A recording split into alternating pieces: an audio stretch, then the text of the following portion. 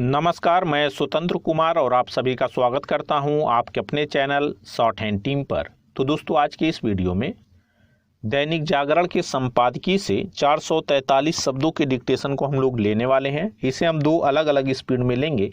पहली बार में 80 की स्पीड में, तो दूसरी और आखिरी बार में इसी डिक्टेशन को हम लोग 90 की स्पीड में लेने वाले हैं। अगर आपको इस डिक्टेशन के PDF की ज़रूरत है या इसमें आए हुए महत्वपूर्ण शब्दों के आउटलाइंस को जानना चाहते हैं तो आप हमारे टेलीग्राम ग्रुप को ज्वाइन कर सकते हैं। लिंक इसी वीडियो के ठीक नीचे डिस्क्रिप्शन बॉक्स में आपको मिल जाएगा। तो 80 की स्पीड में आपका डिक्टेशन स्टार्ट होगा 5 सेकंड के बाद। तब तक के लिए आप रेडी रहें।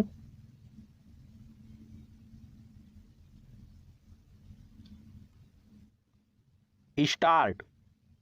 पिछले कुछ समय से देश के विभिन्न हिस्सों में जिस तरह बाहर से चोरी छिपे लाई गई ड्रग्स बरामद हो रही हैं, वह चिंता की बात है।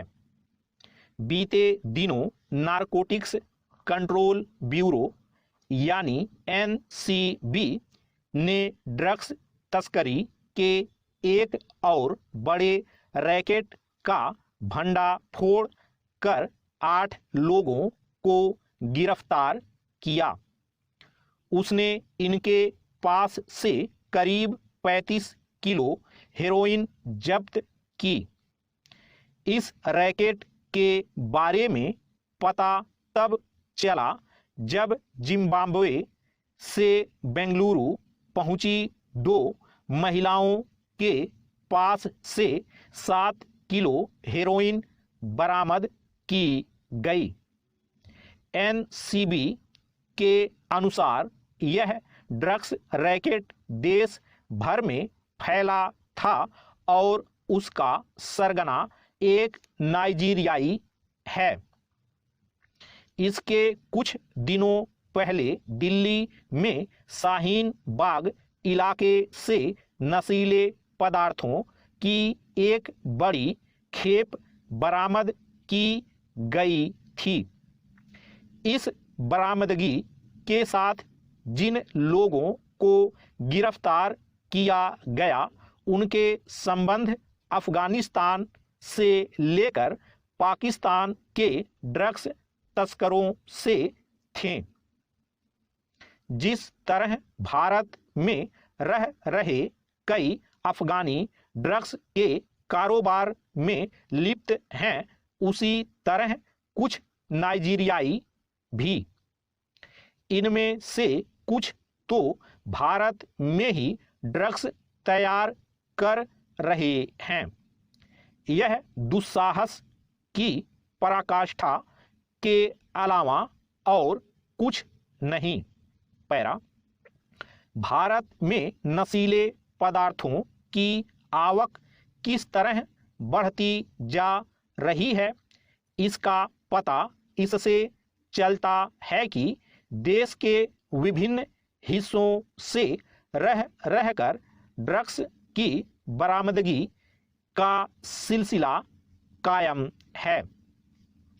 पहले तो जम्मू कश्मीर और पंजाब से लगती पाकिस्तान की सीमा से ही नशीले पदार्थ आ रहे थे, लेकिन अब समुद्री और हवाई मार्ग के जरिए भी नशे की खेप आ रही है।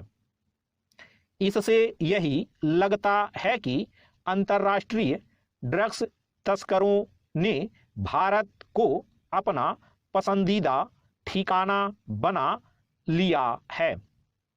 भारत में नशीले पदार्थों की आवक बढ़ने की आशंका तभी बढ़ गई थी जब अफगानिस्तान में तालिबान काबिज हो गए थे। वहां अफीम की बड़े पैमाने पर खेती होती है। तालिबान उस पर रोक लगाने के बजाय उसे बढ़ावा देने में जुटे हैं और पाकिस्तान उनकी मदद करने में। भारत को इस नापाक गठजोड़ से इसलिए सतर्क रहना चाहिए, क्योंकि ड्रग्स के कारोबार से होने वाली कमाई का इस्तेमाल आतंकी संगठनों को पालने पोसने में भी किया जाता है। ड्रग्स तस्करों का एक अन्य मकसद देश की युवा पीढ़ी को बर्बाद करना भी है।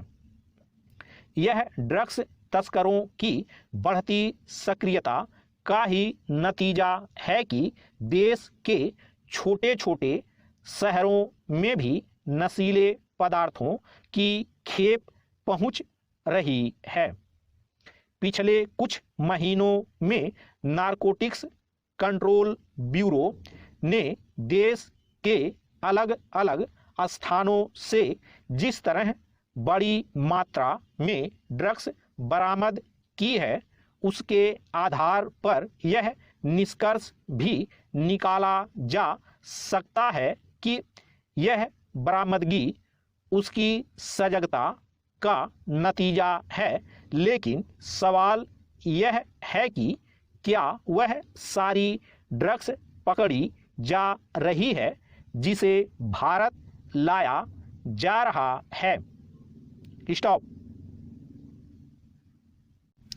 दोस्तों, इसी डिक्टेशन को दूसरी बार में हम लोग 90 की स्पीड में लेंगे और आपका समय स्टार्ट होगा 5 सेकेंड के बाद। तब तक के लिए आप रेडी रहें।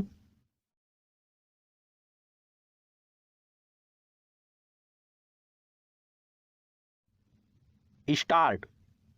पिछले कुछ समय से देश के विभिन्न हिस्सों में जिस तरह बाहर से चोरी छिपे लाई गई ड्रग्स बरामद हो रही हैं, वह चिंता की बात है।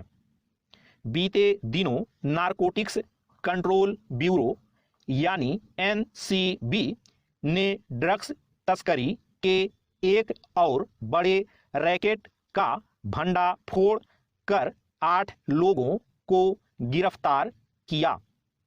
उसने इनके पास से करीब 35 किलो हेरोइन जब्त की। इस रैकेट के बारे में पता तब चला जब जिम्बाब्वे से बेंगलुरु पहुंची 2 महिलाओं के पास से 7 किलो हेरोइन बरामद की गई। NCB के अनुसार यह ड्रग्स रैकेट देश भर में फैला था और उसका सरगना एक नाइजीरियाई है।